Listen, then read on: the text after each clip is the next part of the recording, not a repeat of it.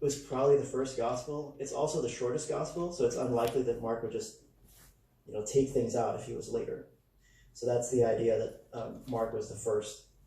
We also know that they didn't just copy Mark, because there's special material that's only in Luke and that's only in Matthew. And we know they didn't just copy each other either. The Gospel of John, 88% of John is unique. It's not even in the synoptics in Matthew, Mark, and Luke. Gospel, and so we know Matthew and Luke probably both have their own sources because they have stuff that's not in Mark. We know they didn't copy off each other because, one of the problems that people wrestle with is, why are the genealogies different? There's accounts of Jesus doing the exact same thing in Luke and Matthew, but then it's a little bit different. Like in Luke 11, Jesus says he's casting out demons. He said, if I by the finger of God cast out these demons, then the kingdom is upon you. And then in Matthew 12, he said he does the same thing. The account is the same, but the word is, if I by the Spirit of God cast out these demons.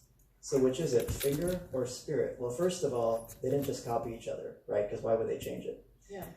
He probably said finger, but he meant spirit.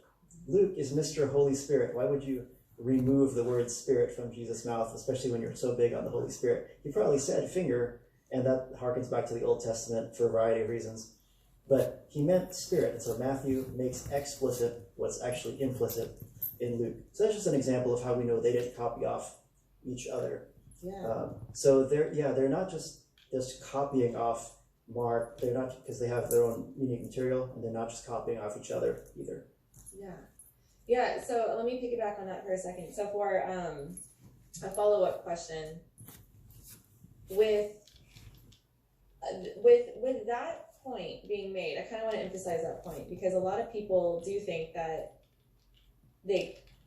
it's a very elementary thing that people think, especially if they don't know a lot about textual criticism or the Bible or how it was made or anything like this. But one of the points, and I can't remember where I read this, and I cannot take credit for it, but it's a story. Maybe it was Norman Geisler, he was writing about this, but there was a Muslim girl that was making this claim, they just got together and they copied it. And he actually used the fact that they're so different as proof. He's like, no, actually, this is proof that they didn't get together and copy it. And that she found that to be very convincing. She's like, I never thought about that. That actually it's a good thing that they're not all exactly the same. And our friend Jay Warner Wallace, he makes the same argument as a cold case homicide detective. He's like, you're a little sus if I'm interviewing witnesses and of an event, and there's 3 of them, and all 3 of them have 98% of the same story, I'm immediately suspicious, because that tells me they got together and they corroborated the story.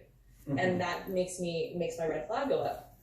And so all these things we don't think about, and because